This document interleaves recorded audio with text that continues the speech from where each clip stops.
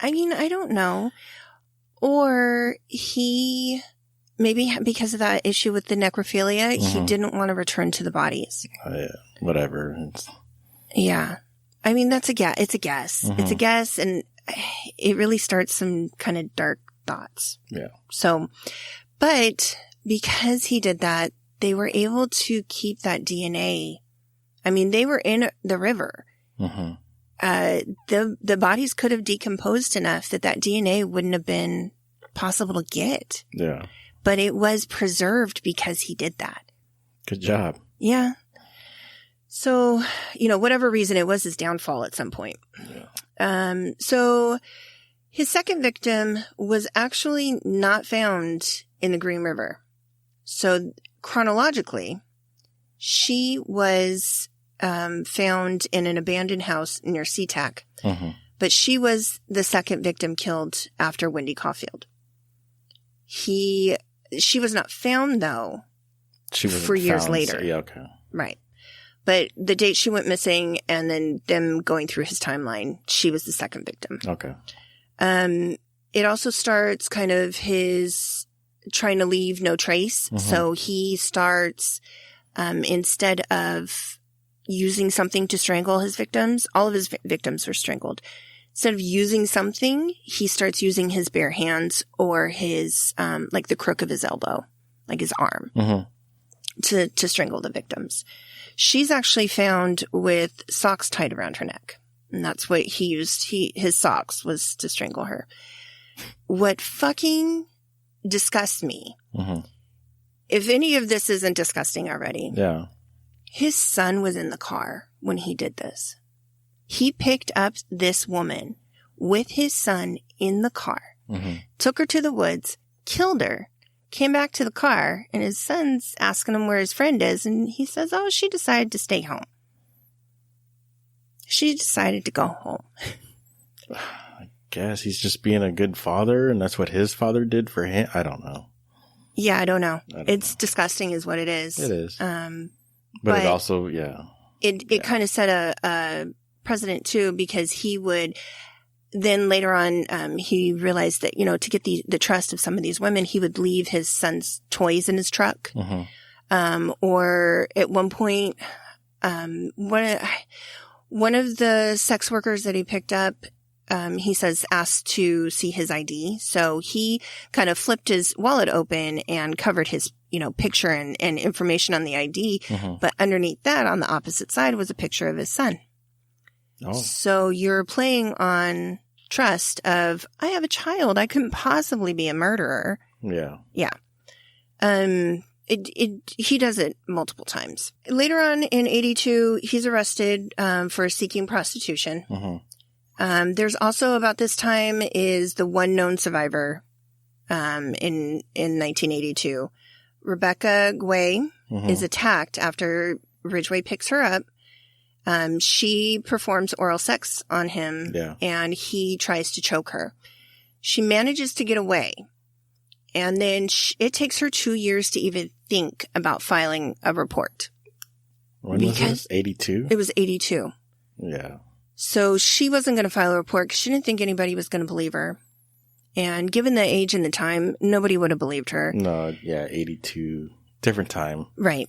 So completely understandable that she wouldn't want to come through. And even when she does come through in 84, she's not taken very seriously and nothing happens of it. She decides to drop any charges or anything and just let it be. Really? Yeah. Basically because she's a sex worker. And that's just nobody's going to do much about it. You're out there, you're doing that. You must have chosen that. Yeah. You must like it. And so you get what you deserve. Yeah. And that's bullshit. Yeah. Yeah. But she is the only known survivor. And he does remember her. And in one of the interviews, he just, talks about her.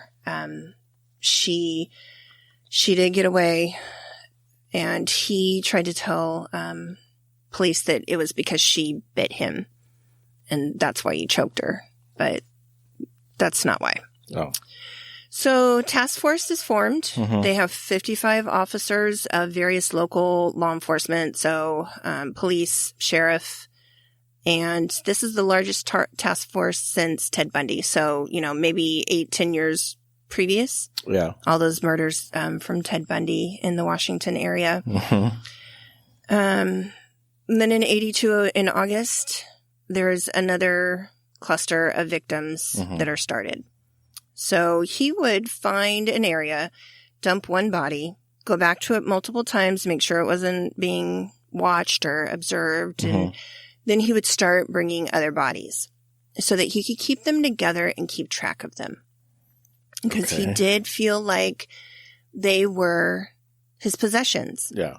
And he wanted access to them so that he could go back and, at some point in the documentary and some of the things that I read was not only to engage in necrophilia, but also to go and lay with them, because he felt comforted. He knew that he couldn't get it rejected by them. They were dead. They couldn't give consent. Yeah. And he had complete control. And I think that really speaks a lot about how out of control he felt his life was. And this is after his divorce, though. So he's divorced at this time? He's divorced at this time. Yeah, okay. Yeah. He does have a girlfriend, though. Oh. He has a girlfriend during this time, and they are not in a happy relationship. Oh, okay. Yeah. It just kind of speaks to me a lot about where his mind space is. So he does have a close call with the police at this time. There's 2 young boys see him with one of his victims prior to her disappearance, and he doesn't really get questioned or anything. A police officer does make contact with him, but they kind of shake it off. And he is known to engage in seeking prostitution. So he admits that, and he says he doesn't know where she is. Yeah. I don't know if did he pick certain prostitutes, or was it just different all the time? So he was very well known on the Strip. He would pick, have regulars and see them 2 or 3 times. And some of the people that he did murder trusted him because they had already been picked up by him. Okay. And, were fine. Yeah. He would see people multiple times and did have regulars that he would visit. So he was trying to make it seem like he wasn't scary, basically. We finished our transaction. I let you go. I couldn't possibly be a murderer. If I was a murderer, you wouldn't be alive right now, So then, in September, so just a month later, he starts another cluster near, south of SeaTac. He would return to 2 of those 4 bodies there to have sex with them on separate occasion. Once again, while his son was in the car. Oh, Jesus. He returned to a body. His son was asleep. He also had a run-in with an officer there. As he's coming out of the field, an officer pulls up and he's, hey, what are you doing out here, bud? This is deserted area. And Ridgway's like, oh, no worries. I just had to go pee. My son's, over in the truck asleep. Nothing to see here. Yeah. And officer just gives him hey, be safe, and takes off. Jesus. Okay. Yeah. One of the victims here, a disgusting fact, he ended up burying her so deeply so that he would not return to have sex with her, because while they were having sex, she would not let him touch her breast. So then when he killed her, he bit her breast so hard that he basically punctured it. That's gross. Yeah. Really a big, basically F you. You wouldn't let me do it while you were alive. So guess what, bitch? I killed you, and now I'm going to do whatever I want. That'll teach her. And I guess. Then there was a victim that they do talk about in the documentary. Linda Rule, she was 16 years old. She was found near a hospital in an open field.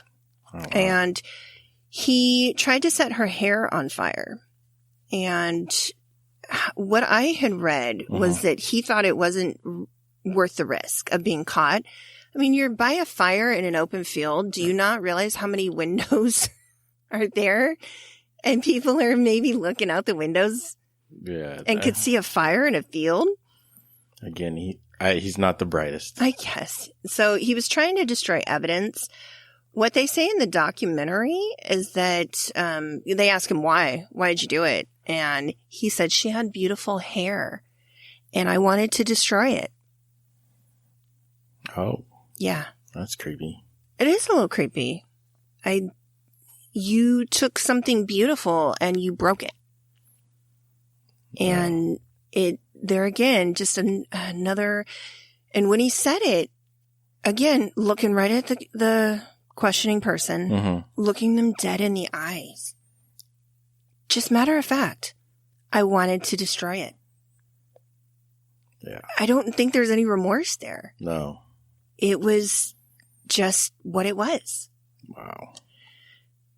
So after that, victims are found in places where after they were questioned, his second and third wife, so